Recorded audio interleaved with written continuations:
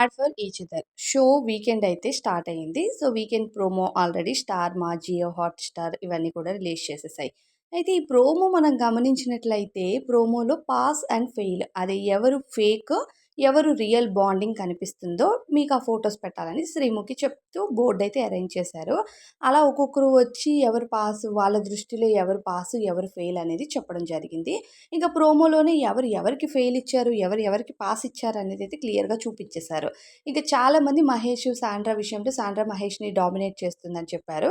అయితే ఈ 'mad for each other' weekend ఎపిసోడ్‌లో ఎవరైతే జడ్జెస్ వస్తున్నారో, ఆ జడ్జెస్ అసలు ఏం మాట్లాడడానికొస్తున్నారు, అసలు ఏం మాట్లాడుతున్నారు అనేది క్లియర్‌గా అసలు అర్థం కావట్లేదు. ఇంక లయ గారైతే అసలు మాట్లాడుతున్నట్టు కూడా అనిపించట్లేదు. లయ గారు జనరల్‌గానే చాలా స్లోగా మాట్లాడతారు. అది ఆమె చాలా ఇంటర్వ్యూస్ అవి చూస్తే అందరికీ అర్థమైపోతది. వీకెండ్‌లో 'బిగ్ బాస్‌లో' అయితే ఒక ఎక్స్‌పెక్టేషన్ ఉంటదనమాట. ఫ్రైడే నైట్ నుంచి ఆ ఎక్స్‌పెక్టేషన్ అనేది స్టార్ట్ అయిపోతది ఆడియన్స్‌కి.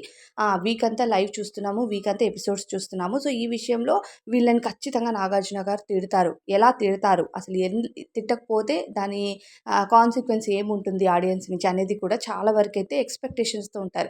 కానీ ఈ షో వీకెండ్ అంత ఏం ఎక్కట్లేదు జనాలకి. అంటే ఇప్పటి వరకు ఎక్కలేదనే చెప్పాలి. ఇప్పుడిప్పుడు స్టార్ట్ అవుతుంది. బట్ అది ఫుల్ ఫ్లెడ్జ్‌గా 'బిగ్ బాస్' అంత అయితే అవ్వనే అవ్వదు. అది డామ్ ష్యూర్ రాసి పెట్టుకోవచ్చు.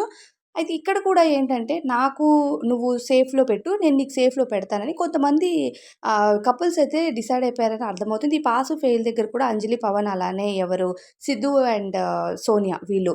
నువ్వు నాకు పాస్ ఇచ్చేస్తే నేను నీకు పాస్ ఇచ్చేస్తాను. మనిద్దరం ఇలానే లాస్ట్ వరకు వెళ్ళిపోదామని కొంతమంది అయితే ఫిక్స్ అయిపోయారనమాట. అలా ఫిక్స్ అయిపోయి గేమ్ ఆడిన వాళ్ళు కూడా ఉన్నారు ఈ 'మ్యాడ్ ఫర్ ఈచ్ అదర్‌లో'.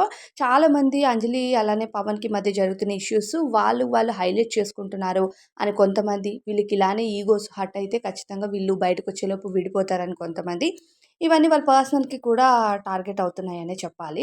ఏదేమైనా వాళ్ళ బాండింగ్ ఇంకా డెవలప్ అయితే ఈ షో వల్ల పర్వాలేదు. లేదంటే ఖచ్చితంగా వీళ్ళ మధ్య ఇన్ని గొడవలుంటాయా? వీళ్ళిద్దరికి ఇంత ఈగో ఉందా? అనేది ఇప్పటివరకు ఎవరికీ తెలీదు. అంజలి విషయం గానీ, పవన్ విషయం గానీ, వాళ్ళ సోషల్ మీడియాలో ఉండే విధానానికి ఎవరికీ తెలీదు. బట్ ఇప్పుడు తెలుస్తుంది. అండ్ వీకెండ్ ప్రోమో విషయానికొస్తే ఇంకా శివ్, అలానే ప్రియాంక వీళ్ళందరూ కూడా ఫెయిల్‌లో హరిత హరీష్ గారిని ఎక్కువ పెట్టారు. సో, హరిత హరీష్ దానికి ఎగనెస్ట్‌గా మాట్లాడుతూ నేను అన్న మాటల్ని మీరు ప్రూఫ్ చేస్తే నేను వెళ్ళిపోతాను షో నుంచి అన్నట్టు కూడా మాట్లాడుతున్నారు. ఆయన అన్నారు. కానీ ఆయన మాట్లాడే మాటలకి అసలు ఎక్కడ కూడా అర్థం ఉండదు. ఆయనకి నచ్చినట్టు ఆయన ఉండాలి అంటే కుదరదు. బికాజ్ అక్కడ చాలా కపుల్స్ అయితే కలిసి ఉంటున్నారు కాబట్టి మనం కూడా అడ్జస్ట్ అవ్వాలి. మన రియాలిటీతో ఉంటూనే మనం అడ్జస్ట్ కూడా అవ్వాల్సి ఉంటది.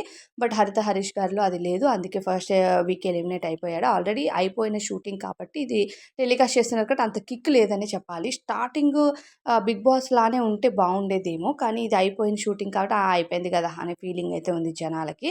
సో, వీకెండ్ ఎపిసోడ్‌లో అంత ఏమి 'బిగ్ బాస్' అంత ఎక్స్‌పెక్టేషన్ లేదని నాకనిపించింది. మరి మీకేమనిపిస్తుందనేది ఈ షోపై కామెంట్ చేయండి.